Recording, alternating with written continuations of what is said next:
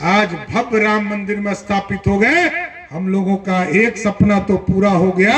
अब अयोध्या में प्रभु श्री राम स्थापित हुए हैं। अब मां सीता को भी सीतामढ़ी के मंदिर में स्थापित करना हमारा कर्म है, हमारा धर्म है साथियों। इसलिए साथियों, इस देश में आपने देखा 2014 में जब देश के यशस्वी प्रधानमंत्री जी आए तो उन्होंने कहा गांव गांव तक बिजली पहुंचाने का काम मोदी सरकार करेगी। आदरणीय नीतीश कुमार जी ने कहा कि हम घर घर तक बिजली पहुंचाएंगे। और ये जब मोदी और नीतीश की जोड़ी मिली 2017 में, एक एक गांव से लेकर घर घर तक बिजली पहुंचाने का काम किया। ठीक कहा संजय जायसवाल जी ने कि इस बार मोदी सरकार ने तय किया है सोलर युक्त बिजली तो देंगे ही, ये जो बिजली बिल आता है ना इसको ही जीरो कर देंगे। बिजली बिल जमा करने का हेडेक ही नहीं रहेगा। ये युक्त बनाना है। ये भारत श्रेष्ठ तभी बनेगा जब आर्थिक रूप से समृद्ध होंगे। और हम लोगों ने देखा गरीब कल्याण की चिंता कौन करता है। कांग्रेस पार्टी 55 साल तक इस देश में राज किया लेकिन कभी ये गरीबों की चिंता नहीं किया।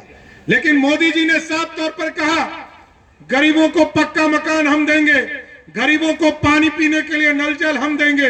आदरणीय नीतीश कुमार जी ने इसमें सहयोग किया। और घर घर तक शौचालय। आप सोचिए, इज्जत घर।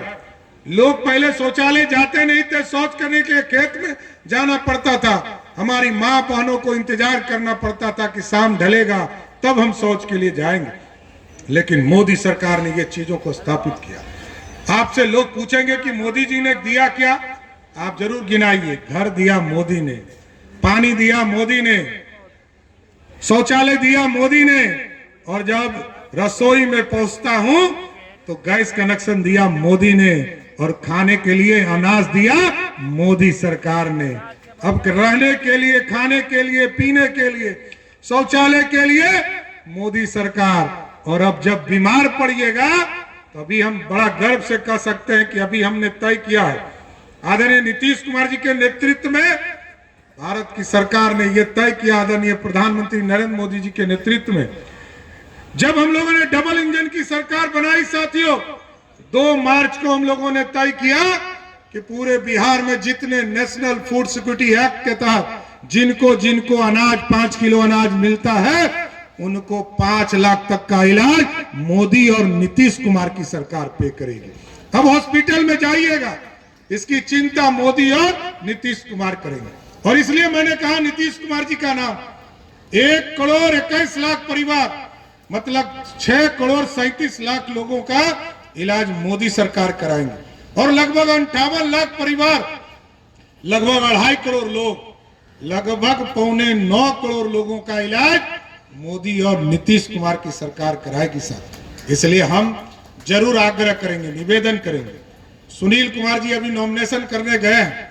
एक एक वोट यहां पर 25 तारीख को किस छाप पर गिरेगा? तीर छाप पर।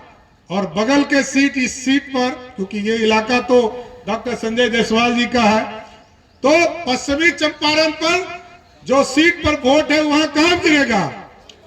कमल साहब के निशान पर। इसलिए साथियों हम आग्रह करने आए, निवेदन करने आए कि इस प्रदेश में लोग कहेंगे कि आरक्षण, जब चुनाव आता है तो लोगों के बीच में कहा जाता है कि आरक्षण खत्म हो गया, संविधान खतरे में है। लेकिन लालू जी याद कीजिए, 1990 से लेकर 2005 तक आप बिहार के मुख्यमंत्री रहे, लेकिन आपने आरक्षण किसी को नहीं दिया, ना पिछड़े को, ना दलित को, ना अति पिछड़े को। 2001 का चुनाव याद कीजिए, मुखिया का, एक भी व्यक्ति को आरक्षण नहीं था। 2002 में नगर निकाय का चुनाव हुआ, किसी को आरक्षण नहीं था।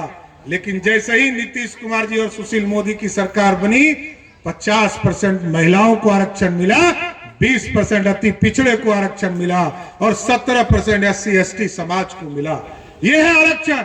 और लालू जी का आरक्षण क्या है? पहले कहा मेरी पत्नी को उप मुख्यमंत्री बनाओ, फिर कहा मेरा बेटा क्रिकेट नहीं खेल पाया, ये पानी ढोते रह गया बेचारा, इसको उप मुख्यमंत्री बनाओ। फिर कहा कि मेरा दूसरा बेटा जिसने अपनी पत्नी पर अत्याचार किया उसको मंत्री बनाओ, उसको मंत्री बना दिया। और जब बेटी का नंबर आया तो पहली बेटी उनकी चुनाव हार गई 2014 के चुनाव में, तो 2016 में कहा कि इसको राज्यसभा का सांसद बनाकर भेज दो। यही है आरक्षण। और आजकल एक और बेटी आई है, टूरिस्ट बेटी। जब जंगल राज था ना बिहार में, तो बेटी यहां से पलायन कर गई थी सिंगापुर। और जब नीतीश जी और मोदी जी की जोड़ी बनी और सुशासन स्थापित हो गया, तो अब वो भी चुनाव लड़ने आ गई छपरा के लोकसभा में। तो अब बताइए आरक्षण देने वाला कौन है?